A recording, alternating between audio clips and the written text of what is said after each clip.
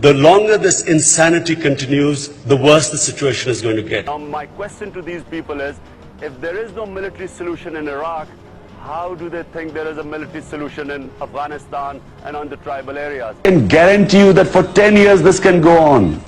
And in the US, it might be a loss of money. In Pakistan, we are going under. This country is sinking under this. Pakistan should own up the war, do not behave as a sort of fighting America's war because America is giving Pakistan the money. And it has a history of resisting whether it was British or Russians or Mughals before that. So what is happening right now is that this current strategy is pushing these people towards Al-Qaeda. I would say that this is a deeply flawed policy. It's more of the same. If he's going to send more troops, what are these troops going to do which 150,000 NATO troops could not do?